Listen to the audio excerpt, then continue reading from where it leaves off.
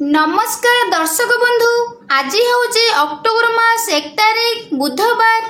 आपण मानक पई नहीं आसीचु आज अनेक गुरुत्वपूर्ण खबर जहाँ आपण माने जानिबा निहाती जरूरी। वीडियो टिके गोटे लाइक करबा सह अन्य मान सह शेयर करंतु एवं आम चैनल ऑनलाइन न्यूज को सब्सक्राइब करंतु। आज प्रथम खबर, आज घूर्णिबलय नवमी रे लघुचाप। वर्तमान राज्य रे हालुका वर्षा लगी रही मध्य दुर्गा पूजा पाई प्रायतः पाग अनुकूल रही हेले आग को पागरे परिवर्तन देखादेव। तेबे मंगलवार अष्टमी रे अंडमान सागर रे घूर्णिबलय सृष्टि हो पारे। यार प्रभाव रे उत्तर ओडिशा और संलग्न बंगोपसागर रे नवमी रे लघुचाप सृष्टि होबार संभावना रही। यह प्रभाव रे मंगलवार ठू वर्षा बढ़िबो। दक्षिण ओडिशा रे अधिक वर्षा हो पारे। उपकूल ओडिशा रे हालुकारु स्वल्प वर्षा होबार संभावना रही। लघुचाप क्षेत्र सृष्टि हेले आगामी 3 दिन पर्यंत राज्यर विभिन्न स्थान रे आशंका रही। आंचलिक पाणीपाग विज्ञान केन्द्र पक्षरु कुहा जायछि जे मंगलवार गजपति, गंजाम, मालकानगिरी, कोरापुट, रायगढ़, नवरंगपुर और कलाहांडी जिले में घड़घड़ी सहित अधिक वर्षा संभावना अच्छी। सेहीपरि भद्रक, बालेश्वर, जाजपुर, केन्द्रापड़ा, कटक, जगतसिंहपुर, पुरी, खोर्धा, नयागढ़, सुंदरगढ़, संबलपुर, झारसुगुड़ा, मयूरभंज और केन्दुझर जिला मध्यम धरणर वर्षा हो पारे। अक्टोबर 4 तारिख रे सकाळ पर्यंत विभिन्न जिले में एपरी स्थिति लगी रहिबो बोली पाणीपाग विभाग पक्षरु कुहा जायछि। एही समय पर्यंत समुद्र मध्य को न जिबा लागि मत्स्यजीवी को सतर्क करा जायछि। परवर्ती खबर, दशहरा पूर्वरु सरकारी कर्मचारी को मिलिबो मासकर बोनस। भारत रे पार्वण आरंभ होइछि एवं एही अवसर रे केंद्र सरकार सरकारी कर्मचारी मानकु एक गुरुत्वपूर्ण उपहार देइछन्ति। अर्थ मंत्रालय एक निर्देश जारी करिछि। निर्देश अनुसार केंद्र सरकार तांको ग्रुप सी एवं अनगेजेटेड ग्रुप बी कर्मचारी मानकु 30 दिनर दरमा सहित बोनस प्रदान करिवे। अर्थ मंत्रालय अनुसार कर्मचारी माने 2024 रु 2025 वर्ष आर्थिक वर्षर 6,908 टंका बोनस पाइबे। एही निर्देश केंद्रीय कर्मचारी मानक मध्य रे खुशीर लहड़ी सृष्टि करिछि एवं सेमाने सेमानकर बोनस परिमाण को नहीं उत्साहित अछंती। सरकार कहिसंती जे 31 मार्च 2025 पर्यंत सेबारे थिबा एवं अति कम रे 6 मास धरी निरंतर काम करिथिबा कर्मचारी माने एही बोनस पाइबे। केंद्रीय अर्धसामरिक बाहिनी एवं सशस्त्र बाहिनी समस्त कर्मचारी माने मध्य बोनस राशि पाइबे। एहा सहित केंद्र सरकार दरमा गठन अनुसार दरमा पाउथिबा केंद्र शासित अंचल गुड़िक कर्मचारी माने मध्य एही बोनस पाइबे। जेउ कर्मचारी माने संपूर्ण 1 वर्ष पई काम करिसंती सेमाने 6,908 टंका बोनस पाइबे। जेउ माने संपूर्ण 12 मास पई काम करि नाहांती सेमाने प्रोराटा बोनस पाइबे। सरकार आडहक एवं काजुआल कर्मचारी मानक पई बोनस घोषणा करिसंती। गत 3 वर्ष धरी निरंतर सेवा करिथिबा काजुआल कर्मचारी माने 1,184 टंका बोनस पाइबे। सरकारी निर्देश अनुसार आडहक बोनस गणना पाई सर्वाधिक मासिक दरमा 7,000 टंका।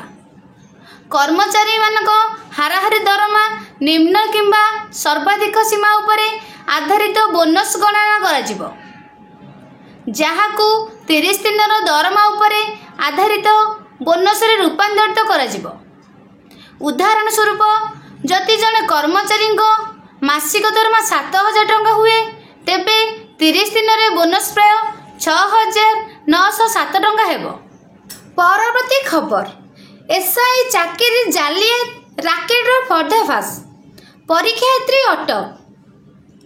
पुलिस एसआई चाकरी रे जालियाती जड़े परीक्षार्थी अटक परीक्षा दायित्व नेउथिबा संस्था करथिले बड़ धरणर जालियाती पुलिस सब इन्स्पेक्टर चाकरी रे जालियाती पई होइतिला बड़ डील कोर्ट परीक्षा परिचालना दायित्व नेउथिबा संस्था अस्थायी को स्पेशल कोचिंग देबाकू नेउथिला हैदराबाद तेबे बड़ धरणर षड़यंत्र को फोन कर देछि पुलिस 120 जन परीक्षार्थी को आंध्र प्रदेश श्रीकाकुलम रु उठाई आनी ओडिशा ब्रह्मपुर पुलिस सेठारे चली पचरा उचरा आंध्र प्रदेश श्रीकाकुलम रे पुलिस धरिबा परे ब्रह्मपुर आनी पचरा उचरा करथिबा को सूचना मिली तेबे चाकरी जालियाती पछरे किए से नहीं पुलिस छानभिक चलाई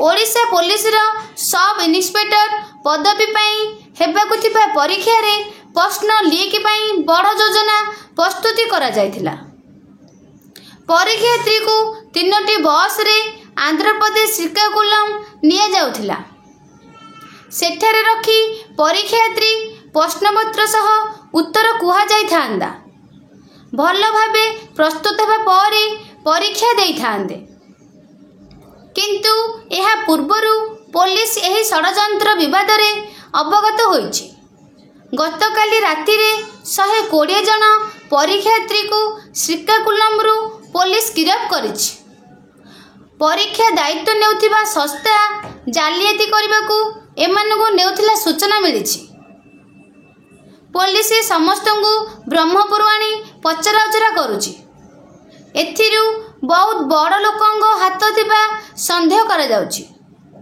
अन्यपटे जालियाती घटना रे ओडिशा पुलिस ओपीआरबी पक्षरु तत्परता प्रकाश पाइछि एथिपाई ओपीआरबी जारी करिछि हेल्पलाइन नंबर 9040493223 एही नंबर रे कॉल करी परीक्षार्थी माने अभियोग करि परिबे परवर्ती खबर वर्षा रे भिजिबो दशहरा लघुचाप प्रभाव रे फिका पड़िबो पूजा बजार 1-2 रे प्रबल काचिबो पूजा रे भिजिबो दशहरा बजार पूजा बजार को मांडा करिबो लघुचाप वर्षा आज घूर्णिबलय सृष्टि होइछि आसंता काली अवपातर रूप नेब अक्टोबर 2 रे अवपात होई प्रबल वर्षिबो अक्टोबर 3 तारिख रे दक्षिण ओडिशा और आंध्र उपकूल अतिक्रमण करिबो लघुचाप